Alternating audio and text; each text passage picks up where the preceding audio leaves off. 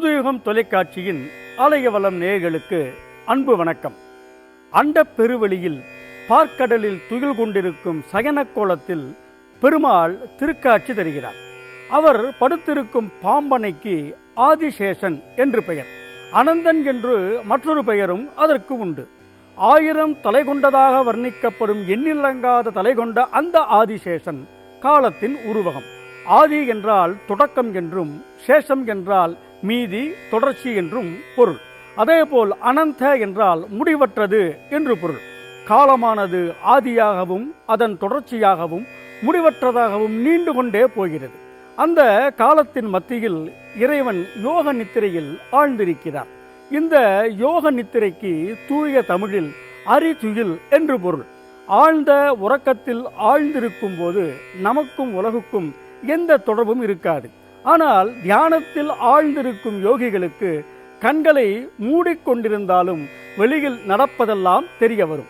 அதனைப் போல உறங்குவது போல் படுத்திருந்தாலும் பிரபஞ்சத்தில் நடப்பவை அனைத்தையும் அறிந்து கொண்டிருக்கிறார் ஆண்டவனான ஹரி. ஆகையால் அவரது சயன கோலத்துக்கு அரிதுயில் என்று பெயர். மேலும் உலகின் இயக்கத்துக்கு அவர் காரணமாக இருந்த போதிலும் அதனோடு ஒட்டாமல் தனித்து விளங்குகின்றார் என்பதையும் உட்பொருளாக இந்த அரிதுயில் உணர்த்துகிறது. இவ்விதம் ஆன்மீக பெரியோர்களால் தத்துவ விளக்கமளிக்கப்படும் மகாவிஷ்ணு சயன கோலத்தில் திருக்காட்சி அளிக்கும் திவ்ய தேசங்களில் குறிப்பிடத்தக்கது சென்னை அருகே மகாபலிபுரம் எனப்படும் மாமல்லபுரத்தில் அமைந்துள்ள ஸ்தலசயன பெருமாள் திருக்கோவில். முதல் 3 ஆழ்வார்களில் 2வது ஆழ்வாரான பூதத்தாழ்வார் அவதரித்த திருத்தலமாகவும் விளங்கும் ஸ்தலசயன பெருமாள் திருக்கோவிலின் மகிமைகளை இன்றைய ஆலயவலம் நிகழ்ச்சியில் அகக்கண் திறக்க காண்போம்.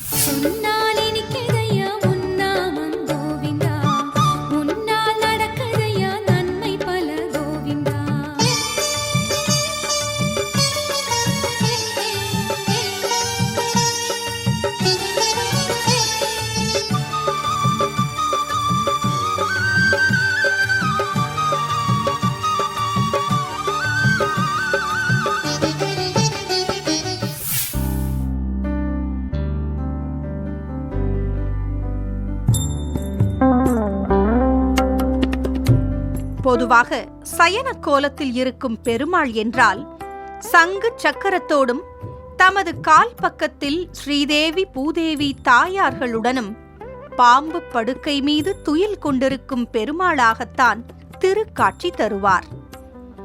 ஆனால் இதற்கெல்லாம் மாறாக சங்கு சக்கரமோ ஸ்ரீதேவி பூதேவி தாயார்களோ இல்லாமல் தமது ஒரு கரத்தை தலையில் மடித்து வைத்து வெறும் தரையில் எளிமையாக துயில் கொண்டிருக்கும் பெருமாளை பார்த்திருக்கிறீர்களா? அந்த வித்தியாசமான பெருமாளை தரிசிக்க வேண்டும் என்றால் சென்னைக்கு அருகே உள்ள உலக புகழ்பெற்ற சுற்றுலா தலமான மகாபலிபுரத்திற்கு வருகை தாருங்கள். இங்கே உள்ள ஸ்தலசயன பெருமாள் திருக்கோவிலில்தான் பெருமாள் அவ்விதம் எளிய கோலத்தில் தரையில் சயனித்திருக்கிறார். ஸ்தலம் என்ற சொல்லுக்கு இடம் என்ற பொருளோடு மண் தரை என்ற பொருளும் உண்டு. மண் தரையிலேயே படுத்திருப்பதால் அவருக்கு ஸ்தலசயன பெருமாள் என்ற திருநாமம் ஏற்பட்டுள்ளது. தூய தமிழில் தரை கிடந்த பெருமாள் என்றும் அழைக்கப்படுகிறார். பெருமாள் ஏன் இப்படி எளிய கோலத்தில் சயனித்திருக்கிறார் என்பதை அறிய இந்த திருக்கோயிலின் ஸ்தல வரலாற்று கதையை பார்க்கலாம். முன்னொரு காலத்தில் கடற்கரை கருகே காடுகள் நிறைந்த மலையாக இருந்த இந்த பகுதியில் புண்டரீக மகரிஷி என்ற முனிவர் தவம் புரிந்து வந்தார். ஒருமுறை வனப்பகுதியில் நடந்து சென்ற அவர் ஒரு குளத்தில் 1000 இதழ் கொண்ட அபூர்வ தாமரை மலரை பார்த்தாராம். அதனை பறித்து கொண்டு போய் பார்க்கடலில் சயனித்திருக்கும் திருமாலின் திருப்பாதங்களில் சமர்ப்பித்தால் நன்றாக இருக்குமே என்று அவர் கருதியுள்ளார். அவ்வாறே அந்த தாமரை மலரை பறித்து கொண்டு அவர் வந்தபோது குறுக்கே கடல் மறித்துள்ளது. அதற்காக சளைத்து விடாமல் தனது கைகளாலேயே அந்த கடல் நீரை மொண்டு மொண்டு வெளியே இறைத்து கொண்டிருந்தாராம். பெருமாள் மீது அவர் கொண்டிருந்த பக்தியால் தாமரை மலர் வாடவில்லையாம். ஆனாலும் கடல் நீரை கைகளால் அள்ளி வெளியேற்ற இயலுமா? பல நாட்களாக தொடர்ந்து கைகளால் கடல் நீரை வெளியேற்றி வற்றச் செய்வதற்கு முயன்று வந்த புண்டரீக முனிவருக்கு நேரிலே திருக்காட்சியளிக்க திருமால் திருவுள்ளம் கொண்டார். ஆகையால் ஒரு முதியவரை போன்ற வேடத்தில் அந்த இடத்திற்கு வந்த பெருமாள் தனக்கு மிகுந்த பசியாக இருப்பதால் தான் பசியார ஏதேனும் உணவு தருமாறு கேட்டுள்ளார். பெருமாளுக்கு தாமரையை அர்ப்பணிப்பதற்காக கடல் நீரை வற்றச் செய்யும் முயற்சியில் ஈடுபட்டிருந்தாலும் பசியால் வாடும் முதியவருக்கு உணவு தருவது தனது கடமை என்று புண்டரீக முனிவர் நினைத்தார். ஆகையால் முதியவரின் கைகளில் அபூர்வ தாமரை மலரை கொடுத்த புண்டரீக முனிவர் அதனை பத்திரமாக பாதுகாக்கும்படி சொல்லிவிட்டு முதியவருக்காக உணவு தேடிச் சென்றாராம். தேவையான உணவை சேகரித்துக் கொண்டு முனிவர் திரும்பி வந்தபோது தான் கொடுத்த தாமரை மலரை சூடிக்கொண்டு தரையிலேயே முதியவர் படுத்திருந்ததை பார்த்தாராம். சட்டென அந்த முதியவர் தனது உருவை மாற்றிக்கொண்டு மகாவிஷ்ணுவாக திருக்காட்சி அளித்தாராம். புண்டரீக முனிவருக்கு எளிய கோலத்தில் திருக்காட்சி அளித்ததால் இந்த பெருமாளுக்கு ஸ்தலசயன பெருமாள் என்ற திருப்பெயர் ஏற்பட்டதாம். பிரம்மாண்ட புராணத்தில் சேத்திர காண்டம் என்ற பகுதியில் இந்த ஸ்தல வரலாற்று கதை தெரிவிக்கப்பட்டுள்ளது. இந்த திருத்தலத்தின் மகிமை தொடர்பாக மற்றொரு கதையும் அதிலே கூறப்பட்டுள்ளது. முன்னொரு காலத்தில் இந்த பகுதியை ஆட்சி செய்து வந்த மல்லேஸ்வரன் என்ற மன்னன் தினந்தோறும் 1000 பேருக்கு அன்னதானம் செய்து வந்தானாம். திடீரென அந்த அன்னதானத்தை அவன் நிறுத்திவிட்டதால் ஏராளமானோர் பசிப்பட்டினியால் வாடினார்களாம். இதனால் ஆத்திரமடைந்த ரிஷிகள் அந்த மன்னனை முதலையாக மாறும்படி சபித்தார்களாம். இதையடுத்து முதலையாக மாறி குளத்தில் வாழ்ந்து வந்த மன்னன் அந்த குளத்தில் நீராட வந்த புண்டரீக முனிவரின் உதவியாலும் பெருமாளின் அருளாலும் சாப விமோச்சனம் பெற்று சுய உருவத்தை அடைந்தானாம். பின்னர் அன்னதான திருப்பணியை மீண்டும் சிறப்பாக நடத்தி வந்தானாம்.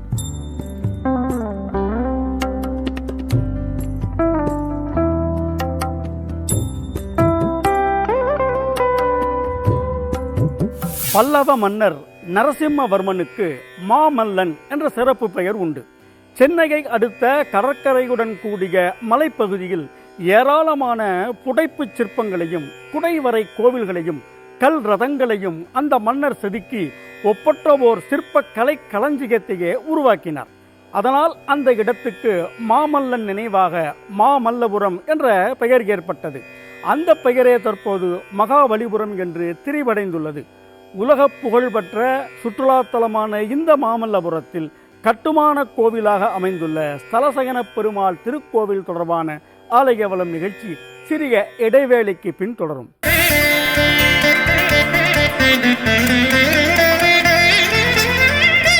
பன்னிரு ஆழ்வார்களால் மங்களாசாசனம் செய்யப்பட்ட 108 வைணவ திருத்தலங்களில் 63வது திவ்ய தேசமாக மாமல்லபுரம் ஸ்தலசயன பெருமாள் திருக்கோவில் போற்றப்படுகிறது. இந்த திருத்தலத்திலேயே அவதரித்த மூத்த ஆழ்வாரான பூதத்தாழ்வாரும் திருமங்கை ஆழ்வாரும் ஸ்தலசயன பெருமாள் திருக்கோவில் மீது பாசுரம் பாடி மங்களாசாசனம் செய்துள்ளார்கள்.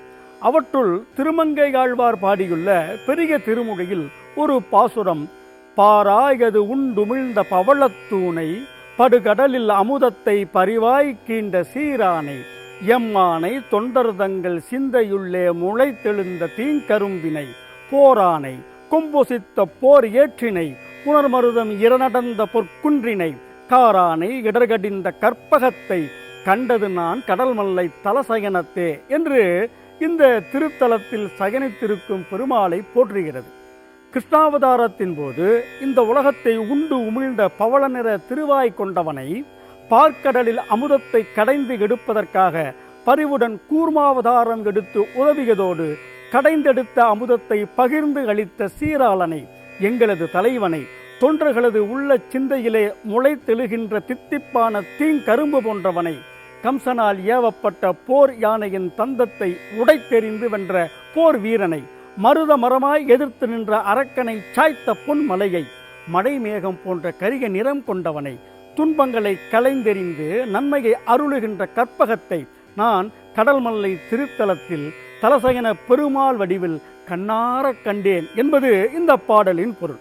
இவ்வாறு திருமங்கையாழ்வாரால் கொண்டாடப்பட்டுள்ள மாமல்லபுரம் ஸ்தலசயன பெருமாள் திருக்கோவில் தொடர்பான ஆலயவலம் நிகழ்ச்சி தொடர்கிறது.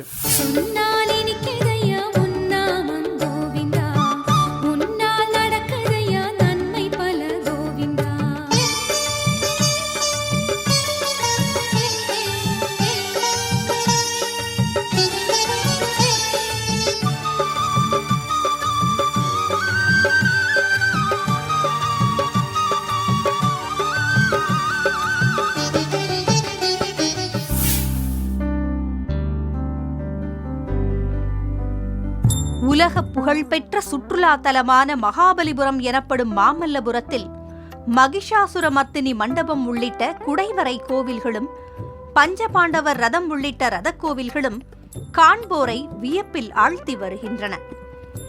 இவற்றுக்கு மத்தியில் கட்டுமான கோயிலாக ஸ்தலசயன பெருமாள் கோயில் அமைந்துள்ளது.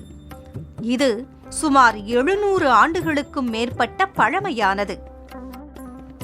அதே நேரத்தில் மாமல்லபுரம் கடற்கரையில் கடலை ஒட்டி அமைந்துள்ள மிக பழமையான ஆலயமே திருமங்கையாழ்வாரால் மங்களாசாசனம் செய்யப்பட்ட ஸ்தலசயன பெருமாள் திருக்கோயில் என்று கருதப்படுகிறது. நடுவே பெருமாள் கோயிலும் அதன் இருபுறத்திலும் சிவன் கோயில்களுமாக சைவ வைணவ ஒற்றுமையின் அடையாளமாக பல்லவ மன்னர்கள் காலத்தில் இந்த கடற்கரை கோயில்கள் எழுப்பப்பட்டுள்ளன. ஆனால் கடல் சீற்றம், இயற்கை பேரழிவு ஆகியவற்றால் இந்த கோயில்கள் சேதமடைந்ததை அடுத்து விஜயநகர மன்னர்கள் ஆட்சி காலத்தில் ஊரின் மையப்பகுதியில் தற்போதுள்ள ஸ்தலசயன பெருமாள் திருக்கோயில் கட்டப்பட்டுள்ளது. நீண்ட பெரிய மதில் சுவர்களுக்கு மத்தியில் ராஜகோபுரத்துடன் ஸ்தலசயன பெருமாள் திருக்கோயில் அமைந்துள்ளது. ராஜகோபுர நுழைவாயிலை அடுத்து கொடிமரம், பலிபீடம், கருட ஸ்தம்பம் ஆகியவை அமைந்துள்ளன. அவற்றை தாண்டி உள்ளே சென்றால் முகமண்டபம் முதலில் உள்ளது. முகமண்டபத்தின் மேற்கு பகுதியில் சயனக்கோல பெருமாள், லக்ஷ்மி நரசிம்மர், ஹயக்ரீவர் ஆகியோரின் சுதை சிற்பங்கள் அழகுற செதுக்கப்பட்டுள்ளன. அத்துடன் மகாவிஷ்ணுவின் தசாவதார காட்சிகளும் சிறப்பாக வடிவமைக்கப்பட்டுள்ளன. தூண்கள் நிறைந்த மண்டபத்தை தாண்டிச் சென்றால் மூலவர் சன்னதி அமைந்துள்ளது. அதனுள்ளே கருவறைக்குள் பாம்பனை இல்லாமல் தரையில் சயனித்த திருக்கோலத்தில் பெருமாள் எழுந்தருளியிருப்பது வேறு எங்கும் காண இயலாத திருக்காட்சியாகும். பெருமாளின் வலது திருக்கரம் அவரது மார்பில் உபதேச முத்திரை காட்டியருள்கிறது.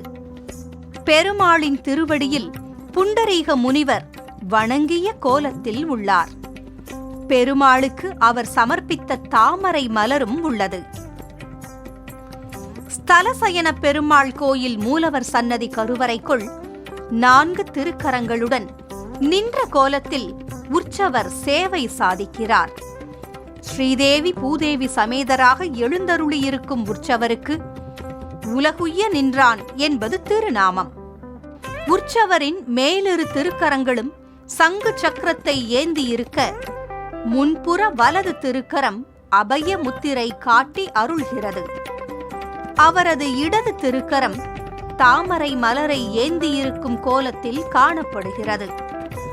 மூலவர் சன்னதிக்கு அருகே தாயார் சன்னதி தனியாக அமைந்துள்ளது.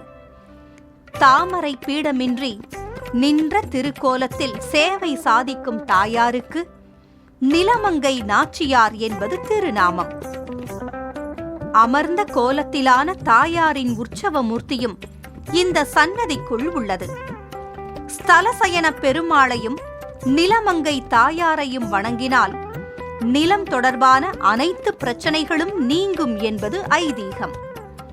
அத்துடன் திருமண தடை அகலும், சுமங்கலி பெண்களுக்கு மாங்கல்ய பலம் அதிகரிக்கும், புத்திர பாக்கியம் உண்டாகும் என்பதும் பக்தர்களின் நம்பிக்கையாக உள்ளது.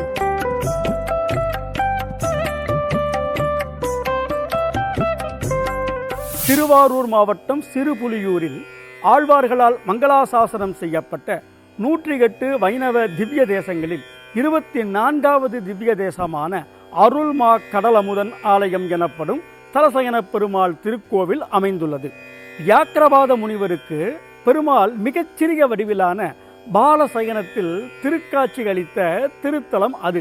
அதனைப் போலவே புண்டரீக முனிவருக்கு பெருமாள் தரையில் படுத்த கோலத்தில் திருக்காட்சி அளித்த மற்றொரு திவ்ய தேசமான மாமல்லபுரத்தில் உள்ள ஸ்தலசயன பெருமாள் திருக்கோவிலின் ஆன்மீக சிறப்புகளை இன்றைய ஆலயவலம் நிகழ்ச்சியில் தரிசித்து வருகிறோம். சிறிய இடைவேளைக்கு பின் நிகழ்ச்சி தொடரும்.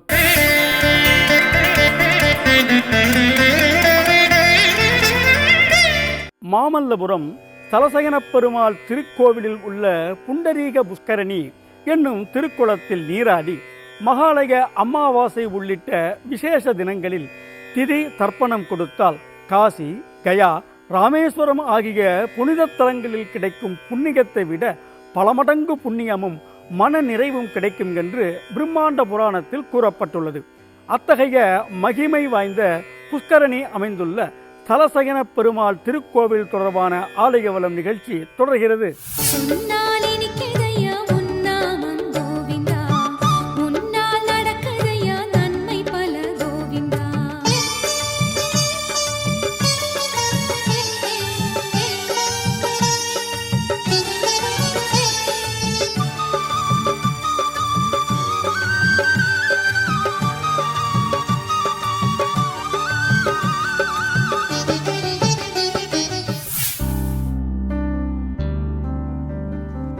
மாமல்லபுரம் ஸ்தலசயன பெருமாள் கோயிலில் சூடிக் கொடுத்த சுடற்கொடியான ஆண்டாளுக்கும் தனிச்சன்னதி உள்ளது. பெண் ஆழ்வாரான ஆண்டாளுக்கு மட்டுமின்றி இதர 11 ஆழ்வார்களுக்கும் இங்கே தனிச்சன்னதிகள் அமைந்துள்ளன. அவற்றுள் இந்த திருத்தலத்திலேயே அவதரித்த பேயாழ்வாரின் சன்னதி மிகவும் சிறப்பு வாய்ந்தது. பேயாழ்வார் அவதரித்த திருத்தலம் என்பதை காட்டும் பெயர் பலகை இந்த திருக்கோயிலில் வைக்கப்பட்டுள்ளது. கோயில் பிரகாரத்தில் லக்ஷ்மி நரசிம்மருக்கு தனிச்சன்னதி அமைந்துள்ளது. இந்த சன்னதிக்கு எதிரே உள்ள சுவரில் ருண விமோச்சன ஸ்தோத்திரம் பொறிக்கப்பட்டுள்ளது.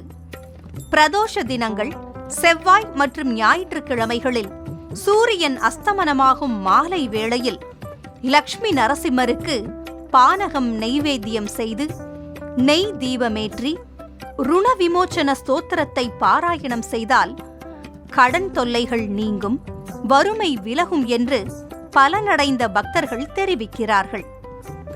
கோயில் பிரகாரத்தில் ஸ்ரீராமர், பெரிய திருவடி எனப்படும் கருடாழ்வார், சிறிய திருவடி என்று அழைக்கப்படும் ஆஞ்சநேயர் ஆகியோருக்கும் தனிச்சன்னதிகள் அமைந்துள்ளன. ஆண்டுதோறும் சித்திரை மாதத்தில் இந்த திருக்கோயிலின் பிரம்மோற்சவ விழா வெகு விமர்சையாக கொண்டாடப்படுகிறது. புரட்டாசி மாதத்தில் வைகுண்ட ஏகாதசியின் போது சொர்க்கவாசல் திறப்பு நடைபெறுகிறது. மாசி மகத்தன்று இந்த திருக்கோயிலில் உள்ள புண்டரீக புஷ்கரணி தெப்பக்குளத்தில் பெருமாளுக்கு தெப்போற்சவமும் வெகு சிறப்பாக நடத்தப்படுகிறது. மகாபலிபுரம் என்று தற்போது கூறப்படும் மாமல்லபுரம் சங்க காலத்தில் நீர் பெயற்று என்ற பெயரில் அழைக்கப்பட்டுள்ளது. கரியலூர் உருத்தினம் கண்ணனார் இயற்றிய பெரும்பானாற்று படையில் இங்கே திருமால் ஆலயம் இருந்தது பற்றியும் வேதம் ஓதி வேள்வி புரியும் அந்தணர்கள் இந்த பகுதியில் நிறைந்திருந்தது குறித்தும் விவரிக்கப்பட்டுள்ளது. முற்கால சோழர்கள் காலத்தில் இங்கே கட்டப்பட்டிருந்த பழைய கோவில்கள் காலப்போக்கில் அழிந்து போனதாக கருதப்படுகிறது. மாமல்லபுரம் கடற்கரையில் உள்ள பழைய ஸ்தலசயன பெருமாள் கோவில், சிவன் கோவில்கள் உள்ளிட்டவை 2ஆம் நரசிம்மவர்மன் என்ற ராஜசிம்மவர்ம பல்லவ மன்னனால் கட்டப்பட்டதாக வரலாற்று தகவல்கள் தெரிவிக்கின்றன. இந்த கடற்கரை கோவில்கள் தற்போது இந்திய தொல்லியல் துறையின் பராமரிப்பில் உள்ளன. ஊரின் மத்தியில் தற்போதுள்ள ஸ்தலசயன பெருமாள் திருக்கோவிலை கடந்த 14ஆம் நூற்றாண்டில் விஜயநகர அரசனான பராங்குசன் கட்டியதாக தெரிய வருகிறது. தமிழக அரசின் இந்து சமய அறநிலையத்துறையால் இந்த கோவில் நிர்வகிக்கப்பட்டு வருகிறது. மாமல்லபுரம் தலசயன பெருமாள் திருக்கோவிலின் ராஜகோபுரம் கடந்த 1997 ஆண்டில் புதுப்பிக்கப்பட்டு பிள்ளைலோகம் ஜீயர் சுவாமிகள் முன்னிலையில் வைகானச ஆகம முறைப்படி மகா சம்பிரோக்கணம் எனப்படும் கும்பாபிஷேகம் நடத்தப்பட்டுள்ளது. அதனைத் தொடர்ந்து நடப்பாண்டின் ஜனவரி மாதத்தில் மீண்டும் கும்பாபிஷேகம் வெகு சிறப்பாக நடத்தப்பட்டுள்ளது. இந்த திருக்கோவில் தினந்தோறும் காலை 7 மணி முதல் நண்பகல் 12 மணி வரையிலும், பின்னர் மாலை 4 மணி முதல் இரவு 8 மணி வரையிலும் பக்தர்களின் வழிபாட்டுக்காக திறந்திருக்கிறது. சுற்றுலா தலமான மாமல்லபுரத்தில் அமைந்துள்ள ஸ்தலசயன பெருமாள் திருக்கோவிலுக்கு சென்று பெருமாளையும் தாயாரையும் ஒரு சுற்று சுற்றி வழிபட்டால் வாழ்வில் பல சுற்றுகளில் நன்மைகள் கிடைக்கும் என்பது திண்ணம். அடுத்த வாரம் மற்றொரு திருத்தலம் தொடர்பான ஆன்மீக சிறப்பு தகவல்களுடன் சந்திக்கும் வரையில் நன்றி கூறி விடைபெறுவது உங்கள் அன்புக்கினிய பத்மன். நன்றி, வணக்கம். Thank you.